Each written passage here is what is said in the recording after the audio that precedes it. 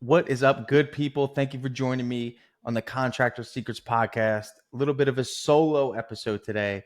Been going so hard on coaching, and I hope up until this point you listen to this podcast or checking me out on YouTube that it's been valuable for you.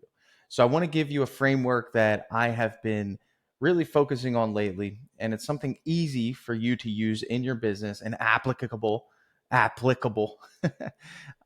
to help you take your business to the next level. First thing is there's some principles that I want to outline for you that in some of my private coaching I've been doing for some of my clients. And also really just it's a mindset and a framework that I use in drip jobs and in premium painting. First thing is you always want to operate with the end goal in mind. You may have seen me or heard me talk about this in some coaching sessions. I'll use the example of a movie producer. And ultimately, the way that works is they look at what the end of the movie is going to be and they work backwards. Obviously, they do this because that's going to keep them in alignment. And I think a lot of us in business, especially early on, we don't know what the end goal looks like. We don't have a plan because the end goal is, well, I either go out of business or I sell the business or I just keep doing business until I can't do business anymore, right? So for me, I think the gold star of any business, I think this should be everyone's end goal in business is to sell the business. So I first want to hit on that because understanding what selling a business entails, you may operate with a different mindset as you build your business, right? The qualifications of a business that can be sold is pretty strenuous. Ultimately, anything, not just a business, the value of it is ultimately what someone would pay for it, right? So, for example, a house. Well, if you think your house is worth a certain amount and no one else agrees with you, ultimately your house is not worth that amount. So, what you think something is worth doesn't necessarily mean it's worth that amount. So, it's important for you to understand generally what builds value in terms of a business asset. And really, what you need to think about, not just thinking about your end goal, which is to sell a business, think about what someone else's end goal is when they buy your business. So this is a mindset shift. So you're not just thinking about yourself. You're not just thinking about collecting the check. You need to have the framework and the mindset to think about what the person buying the business is hoping to achieve. So generally speaking, whenever my wife and I go into like I don't know, like a restaurant that's one of those quick service restaurants like Chipotle or something similar. There's a couple other ones like Fresh Kitchen is a good one. I always look for the franchise area. There's usually a small area in each restaurant that has franchise opportunities, and we always look up to see what the qualifications are. She wants me to get into the restaurant business. I've already been into the restaurant business. I don't want to do that again, but I enjoy looking at what the qualifications are to buy a franchise. And ultimately, what we'll do is we'll check it out. They usually don't say what the net profit is or what you can expect, but they do say what the qualifications are. So the qualifications, generally speaking, for a restaurant like I'm referring to, is you need to have at least, I don't know, 200,000 liquid assets. It's like a $75,000 to $100,000 investment. You got to go through their training program. You have to have, XYZ experience, and then you get access to the franchise. And then they will support you. They will give you all the resources you need to get going. They will help you with the launch. They will help you with all these different things. And ultimately, at the end of that, there's an end goal of that pursuit. The end goal is I get to make money, right? I get to get a return on my investment. So if I invest $150,000 into this program, I have to continue to pay the corporate franchise a certain royalty, right? So they get money each month based on how much I sell. That is their royalty deal, or generally speaking, that's how it works. And then from that point, I get to make some money using their framework. And what is the trade-off? Well, the trade-off is I don't have to start a restaurant on my own. That's a good thing. I don't have to think about how to start a restaurant on my own. They already went through the sweat, the blood, the tears. They already did the hard work, right? They learned what didn't work, they learned what does work, and they have test data, right? So they have other franchises that have already made mistakes. And ultimately, when they get to me, they're like, yeah, Tanner, we already know exactly what's going to happen here. We know with this job post, you're going to get 150 applicants. Hey, here's the post to use for a line cook. Here's the post to use for a cashier. Ultimately they are giving me a business in a box. Okay. So for me, obviously it's valuable if I'm pursuing an opportunity in the restaurant space, because ultimately time is the most valuable resource. I could probably figure it out on my own, but ultimately I'd have to look at this. How much time will it take me? How many mistakes will I make? I'll have very little support, right? Because, I don't get the franchise level support. I have to create the logo. I got to spend money on trial and error. I have to figure out how to purchase or to lease space. No one's really watching my back. So when someone presents me with that offer of, hey, here's this business, it's in, we got it all figured out for you, Tanner. You just give us your money, go through our process, our proven process, and we will give you ROI. We'll give you a return on that investment, and you become a business owner. So this is valuable. Why? Because the offer is so great. They're saving me time and they're saving me energy, right? And they're offering me something that's a proven process. Okay. So I'm trying to help you see the other side of purchasing a business, because it's the same thing, whether it's purchasing a franchise or purchasing a small painting business. The person on the other side of that wants to make money. Okay. Let's make that clear.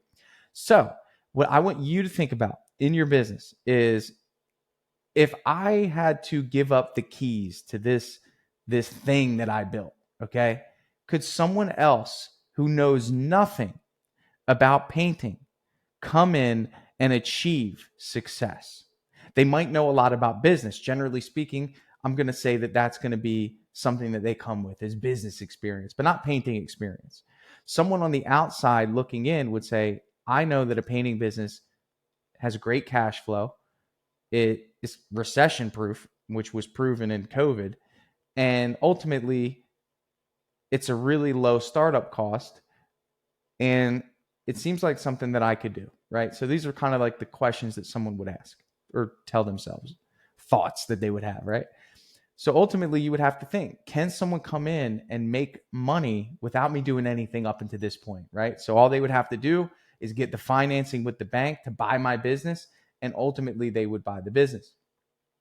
Well, generally speaking, the answer to that question is no, because you're probably in the field right now. You're probably not just hanging out. You're probably still putting these processes together. You're probably still painting or working on your jobs. If you're not a painting contractor, you might be selling, you might be estimating, right? You might be heavily involved in operations, which isn't a terrible thing. It matters to the degree of which you're involved. Because if I'm an investor, because that's what someone buying your business would be, I'm not buying it to take over your job, right? I'm buying it to make money, right?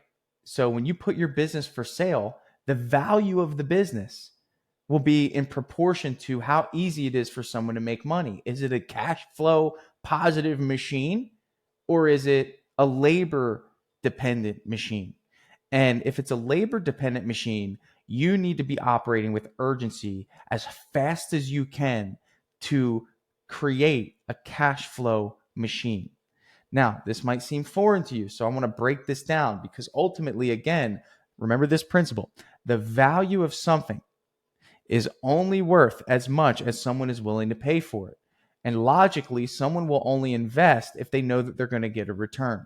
And if they have to trade their time for that money, it's not worth it, right? So in other words, what you need to be doing is you need to be freeing yourself from the business to the point where you have people in every single position, and the only thing you do each and every day is you oversee the teams and you collect money.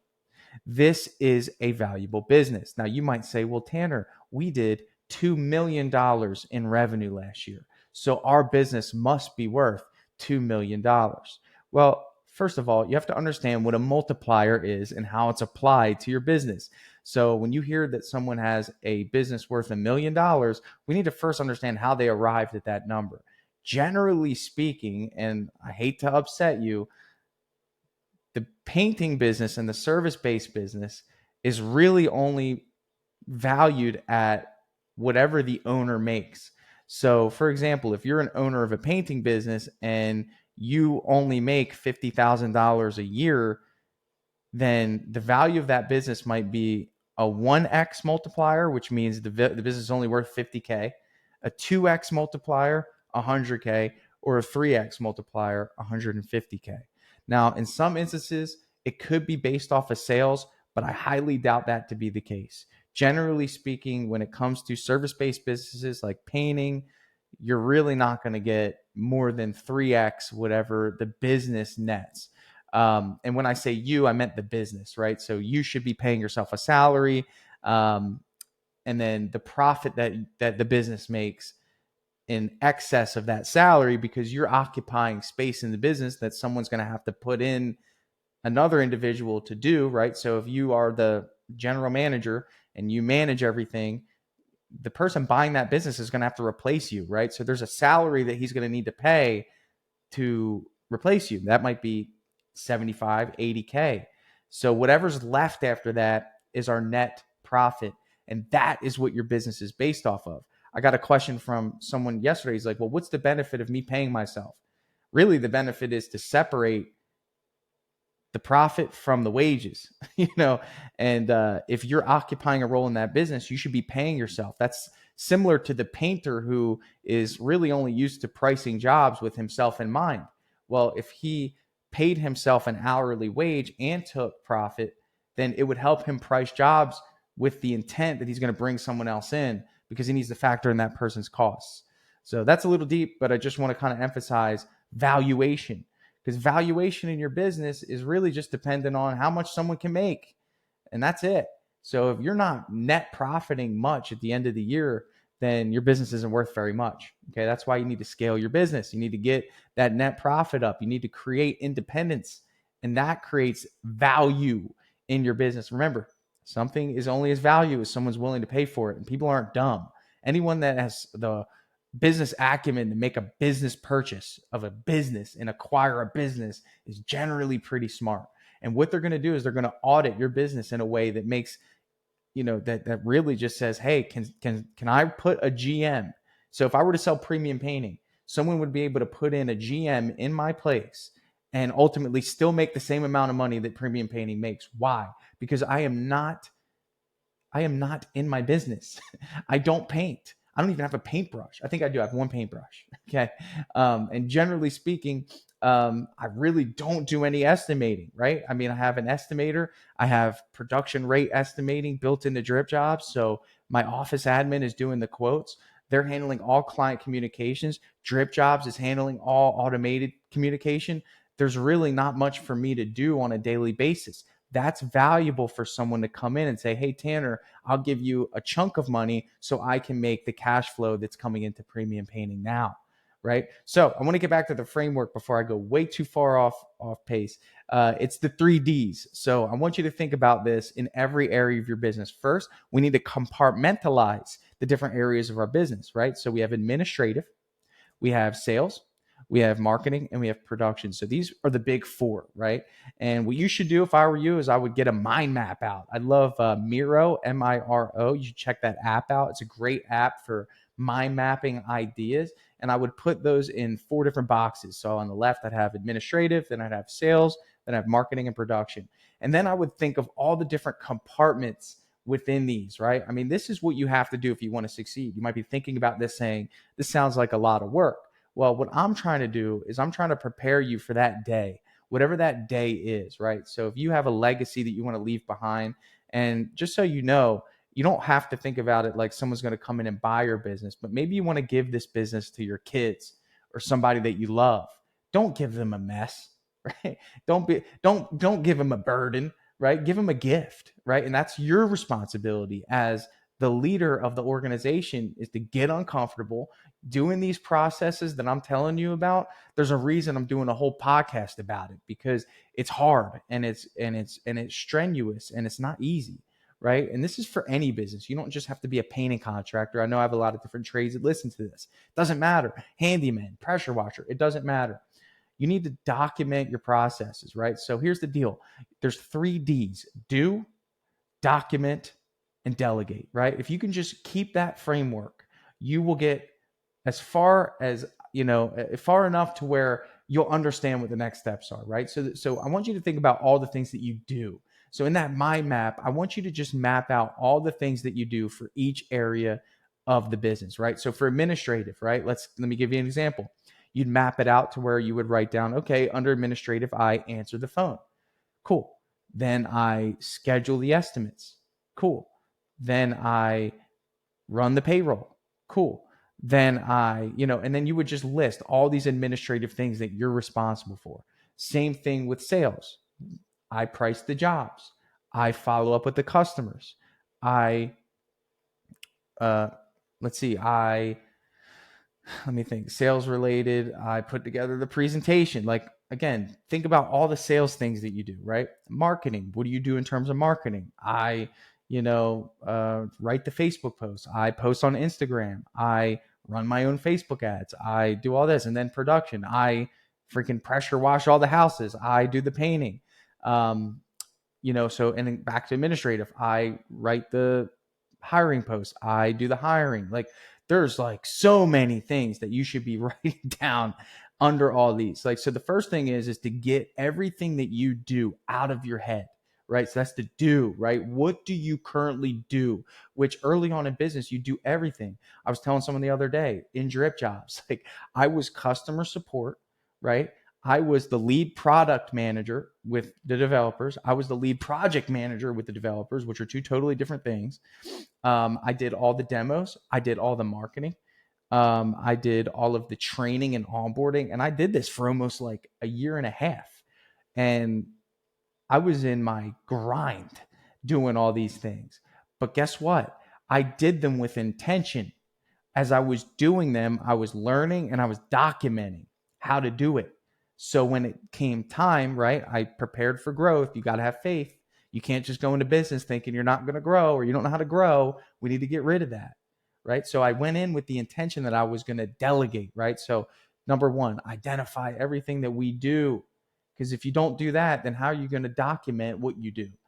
Next, you need to document it, right? This is the part that 95% of business owners don't do, and they do it when it's too late.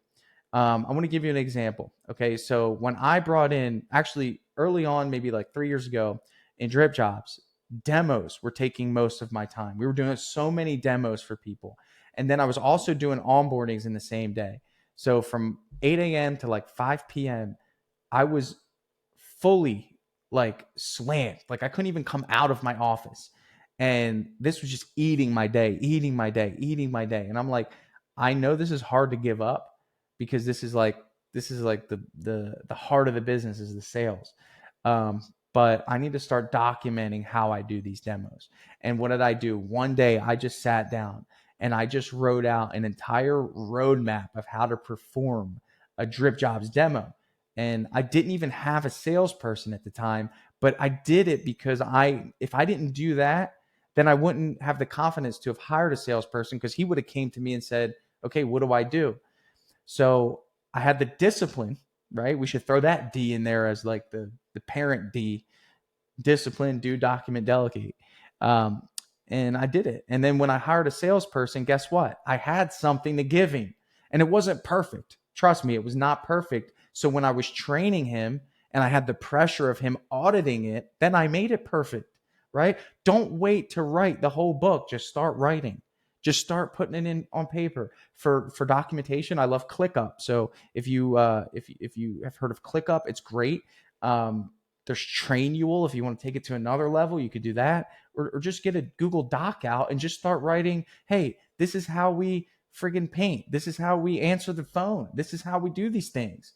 Same thing. Some of you guys don't even have an administrator yet, someone answering the phone, right? So when you get one, what are they going to do? They're going to say, well, what do I do? And they're going to look at you like you're an amateur, and you don't want that. You want to create perception that you know what you're doing because you want people to follow your lead. So do, number one, we got to do. A lot of us are doing right now. So guess what? Good news is you got do out of the way, right? You're doing a lot. Time to stop doing so much. Next, document. It's going to suck.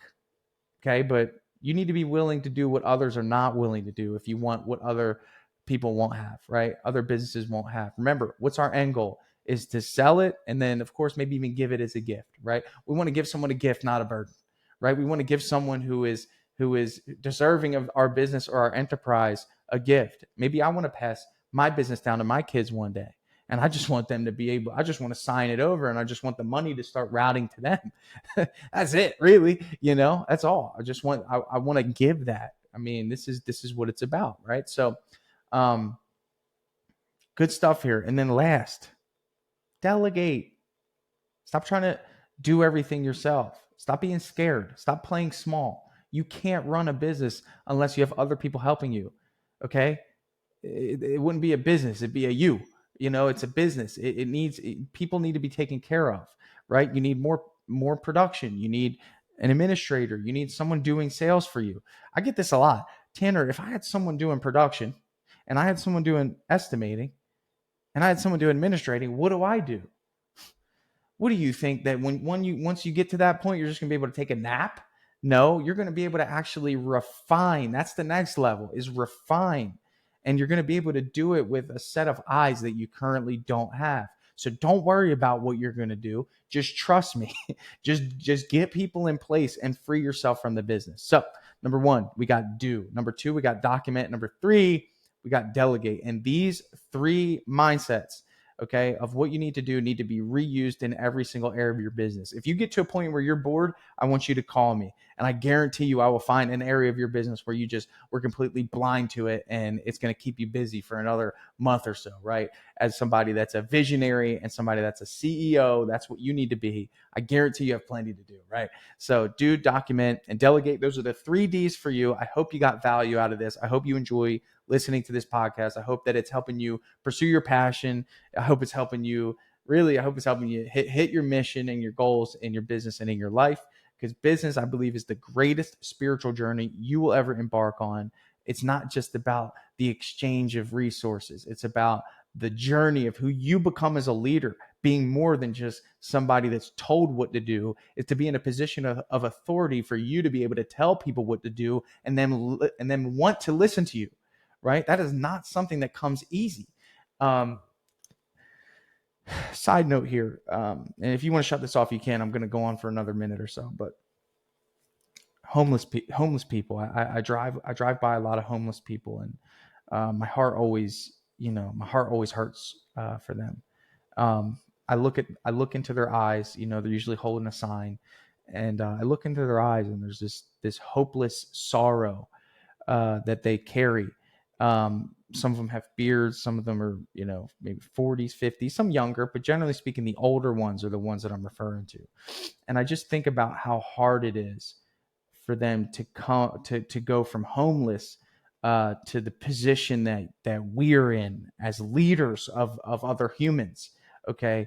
And how hard it would be for them to first develop the self-discipline, to then be in a position where they can function as an adult in society and hold a job and get transportation to that job and have a place to live and be consistent, so much so that they can focus on their job, be good at their job, get recognized for their skills, and get to a point where they're doing so well at their job that they have the confidence to start their own business, and then go from starting their own business to the ability to get strangers to believe in them because they walk with integrity and honor, to the point where they get so many strangers to believe in them that they have to have employees that now rely on them to make money. I'm so incredibly blessed for the journey. And I know you are too. And I know you're listening to this. I know that maybe you're not where you want to be. Maybe you have a story. Maybe you're at the brink of wanting to quit. I don't know. But look how far you've came. Okay. In relativity, take the risks, do the work, surround yourself with people that are doing it, listen to great podcasts like this one. And just be grateful, because again, just to even be in business is a blessing. So some insight, a little bit off the wall, but thank you for listening to this. This drives me every day, is to be able to serve you in some way. So hope you got something out of this, and we'll catch you on the next one.